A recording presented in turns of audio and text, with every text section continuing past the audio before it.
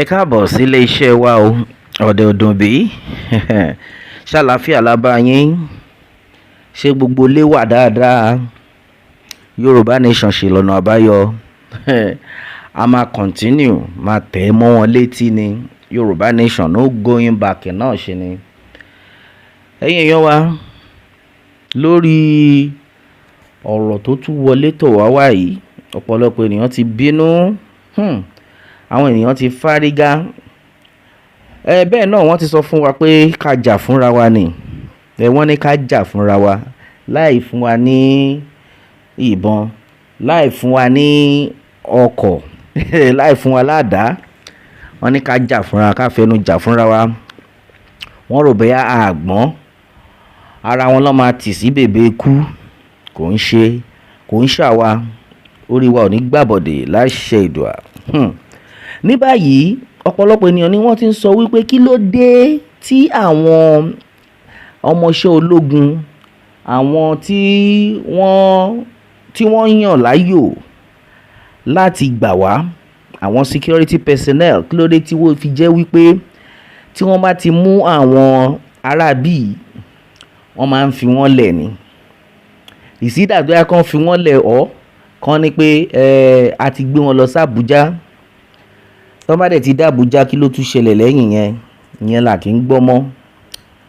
Because ó ń yà wá lẹ́nu gidigidi tó fi jẹ́ wípé ojoojúmọ́ la máa gbọ́ ìròyìn burúkú. Ọlọ́run jẹ́ á gbọ́ ìròyìn burúkú, but à ń gbọ́lẹ̀ yìí lójoojúmọ́ ní orílẹ̀-èdè yìí náà ní location 419 yìí náà là ń gbọ́ gbogbo àwọn ìròyìn yìí. Kẹ́ tó mọ̀ nǹkan tó ṣẹlẹ̀, wọ́n tún pààyàn bíi 8 ní ìpínlẹ̀ eléyìí. Wọ́n ti pa èèyàn bíi 100 ní ìpínlẹ̀ eléyìí. Ìṣẹ́jú gan sìn ló fi ń wọlé. Tẹ́ ẹ bá gbọ́ pé wọ́n pààyàn bíi 40 ní Benue, ẹ máa gbọ́ wọ́n pààyàn bíi 100 ní Plateau. Ẹ máa gbọ́ pé ó láwọn kan tán tún pa ní Ondo. Bá ṣe ń gbọ́ lójoojúmọ́ ní ìṣẹ́jú. Kí ló dé tí àwọn aráabí, kí ló dé tó fi jẹ́ pé tẹ́ bá mú wọn kì í pa wọ́n lẹ́ẹ̀kan náà? Kí ló dé tó fi jẹ́ wípé ṣẹ̀ṣẹ̀ máa béèrè pé okay o, ṣé ká gbé wọn lọ báyìí, ṣé ká ṣe báyìí, ká ṣe báyìí? At the end of the day a kì í gbọ́ kankan mọ́. Àyàfi kí Elédùà gbà wá. Bẹ́ẹ̀ ni ó ní ìdí tí mo fi gbé ìròyìn yìí wá bá yín o, ẹ̀yin èèyàn wa. Ó ní general kan tó ń pè ní General Atọ́lágbé. Wọ́n ní former Nigeria Military Force Commander ní Plateau State, ní ìpínlẹ̀ Plateau ni. Gẹ́gẹ́ bí general yìí ṣe sọ, ó ní pé ó láwọn kan, ó ṣẹ̀ṣẹ̀ ń sọ ni, eléyìí ṣẹ̀ ń wọlé tọ̀ wá ni o.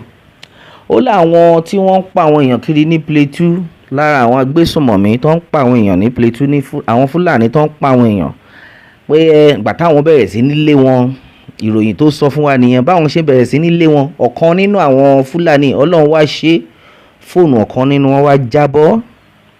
Bí fóònù ọ̀kan nínú wọn ṣe jábọ́ nìyẹn, báwọn ṣe mú fóònù yẹn nìyẹn. So fóònù ọ̀kan nínú wọn tó jábọ́ yẹn làwọn fi wá tíráàkì àwọn Agbesunmomi yìí. Ẹ máa gbọ́ o, báwọn ṣe fi fóònù lára àwọn Agbesunmomi tó jábọ́ táwọn ń lé, báwọn ti fi tíráàkì ibi tí wọ́n wà nìyẹn. The next thing tó máa tíráàkì wọn báyìí, wọ́n á rí i pé àwọn aráabí yìí ni àwọn Fúlàní. Pé láti ibẹ̀ lọ làwọn fi wá mú èèyàn bíi 4, èèyàn 3 mọ́ ẹni tí fóònù ẹ̀ jábọ́, gbogbo wọn á pé 4. Ok, a dẹ̀ wá ń dúró pé kí ló wá ṣẹlẹ̀ lẹ́yìn yẹn o. Nígbà tí fi wá mú àwọn 4 ṣẹ̀dẹ̀ wá pa wọ́n, because ó yẹ kí wọ́n máa pa wọ́n straight. Nǹkan tí mo fi like nǹkan tí gómìnà ìpínlẹ̀ Edo sọ nìyẹn. Ó ní Agbesunmomi tí wọ́n bá mú ní ìpínlẹ̀ Edo pé kán pa wọ́n straight ni, pé pípa ni, pé kò ní ìdí kan ṣẹ̀ṣẹ̀ máa sọ pé à ń gbé wọn kiri, à lọ ń béèrè ọ̀dà l'Abuja pé a fẹ́ mú no. Ó ní ìpínlẹ̀ Edo yẹn làwọn ti máa pa wọ́n. Ó ti lọ nìyẹn. Pé táwọn bá bẹ̀rẹ̀ sí ní ṣerú ẹ̀, ó máa dínkù. Ní báyìí general yìí jáde o, màá kà fún yín. Èdè Gẹ̀ẹ́sì lọ́kọ́, èmi ń túmọ̀ ẹ̀ fún yín ni, kẹ́ lè mọ̀ nǹkan tó ń lọ. Eléyìí tí mo dẹ̀ ń túmọ̀ fún yín, ó ṣẹ̀ṣẹ̀ wọlé ni o, breaking ni. Àfi kí Elédùà gbà wá. Ok, lẹ́yìn yẹn kí ló wá ṣẹlẹ̀? Abi, former Nigeria military force commander in Plateau State General Anthony Atolagbe àwọn ló sọ eléyìí. Wọ́n nígbà táwọn wá mú wọn tán gbà táwọn fi fóònù yẹn táwọn fi tíráàkì àwọn fi wá tíráàkì gbogbo wọn làwọn fi wá ẹni tó ní fóònù yẹn àwọn mú pẹ̀lú èèyàn mẹ́ta làwọn tó wá mú mọ́ wọ́n wá jẹ́ mẹ́rin. Àwọn èèyàn wá bèèrè pé da kí ló wá ṣẹlẹ̀ lẹ́yìn ó ní pé nígbà táwọn dẹ̀ wá mú wọn tán lẹ́yìn yẹn báwọn ṣe darí wọn lọ sí Àbújá nìyẹn pé kán lọ dá ẹjọ́ wọn l'Àbújá. Báwọn èèyàn ṣe pariwo ni pé ẹ̀yin ará bíi ẹ kàn ṣáà ń fi búrẹ́dì kó wa lómi ọbẹ̀ ẹ kàn ṣáà ń fi búrẹ́dì kó wa lómi ọbẹ̀ lọ èwo ni pé ẹ tún mú wọn lọ sí Àbújá kí ló dé tẹ̀ ṣe dájọ́ fún wọn lẹ́ẹ̀kan náà kí ló dé tẹ̀ ṣe kinní yẹn fún wọn lẹ́ẹ̀kan náà ara nǹkan tá à ń sọ nìyẹn òjòrò tó ń ṣe rèé o ọ̀pọ̀lọpọ̀ ènìyàn gan-an ti fárígá màá máa ka àwọn àtẹ̀jíṣẹ́ táwọn èèyàn sọ àyà yín á já mọ̀ pé àwọn èèyàn lọ́wọ́lọ́wọ́ tá a wà báyìí àwọn èèyàn ti mọ àṣírí àwọn ará bíi wọ́n ti mọ àṣírí àwọn ará bíi ṣé a fẹ́ ní wípé gbogbo àwọn ọ̀gá àwọn sójà yìí ṣé wọ́n mọ nǹkan tó yẹ láti ṣe fún àwọn ará bíi ni àfi tó máa kọ́kọ́ gbé wọn d'Àbújá. Ókè o ẹ̀yin èèyàn wa òun náà ni mo fẹ́ kà fún yín kẹ́yìn náà máa fojú ara yín máa wò ó àfi kí Elédùà gbà wá. Yorùbá Nation nìkan ni ọ̀nà àbáyọ o bí wọ́n fẹ́ bí wọ́n kọ̀ Yorùbá Nation nìkan ló lè ṣe. Ókè gẹ́gẹ́ bí ìròyìn tó dé bá wa báyìí òun ni mò ń kà yìí. The phone of one of the attackers fell, so we picked the phone and then we tracked him, says General Atolagbe. Onto this one, former Nigerian military force commander in Plateau State General Anthony Atolagbe has revealed how a dropped mobile phone became the crucial piece of evidence that led to the capture of attackers following a deadly communal clash in Plateau State. Well, in an interview with Channels TV, Atolagbe described the sequence of retaliatory violence that prompted his intervention. There was one of the incidents in which a group killed on this side. Then the other people went after the other one, okay? And then when they were not going to stop, I started picking people. Then the general explained that he deployed specialized tracking equipment that wasn't officially allocated to his command to help identify the perpetrators.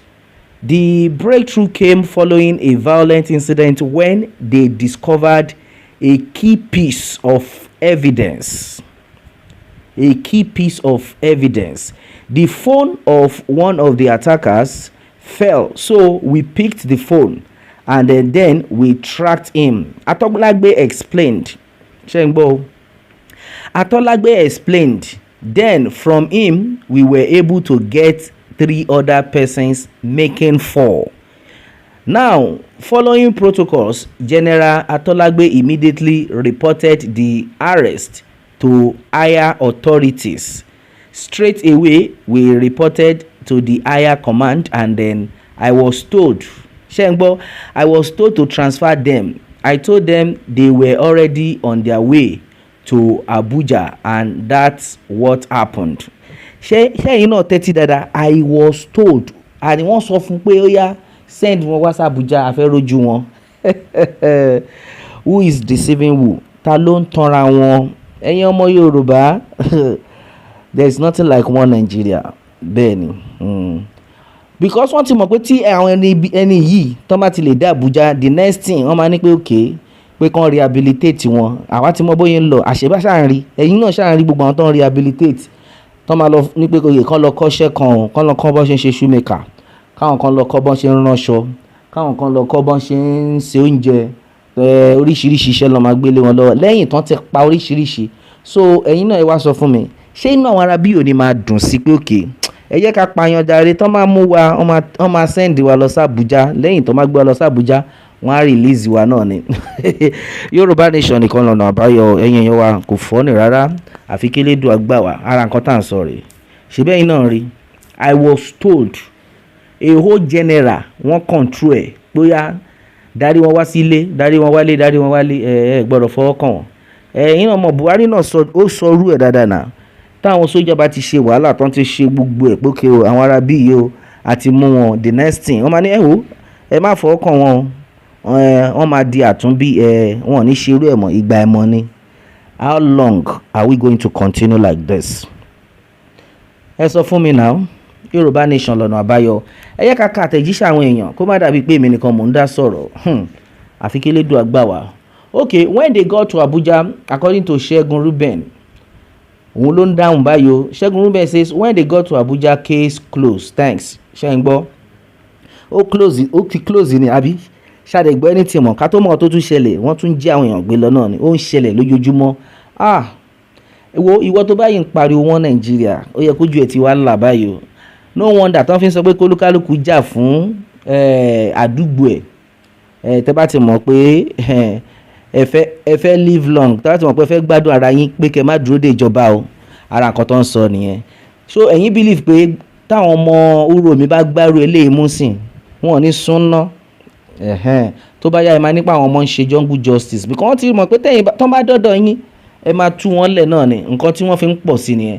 So the defense unit don't have enough technology to track or detect criminals except when another means was employed.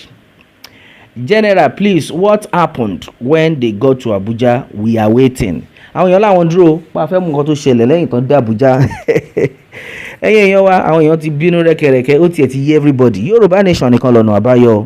Bẹ́ẹ̀ ni ẹ̀yin èèyàn wa, a ò ní rí jù báyìí lọ lórí eléyìí. A ó máa bẹ ọ̀bẹ níbẹ̀ṣu àtẹ́lẹsẹ̀ abẹ̀nàwò. Ẹni tó bá ní a máa bọ̀ òun là ní dé bá o. God bless Yorùbá nation. Kí Ọlọ́run kó bùkún orílẹ̀-èdè Yorùbá.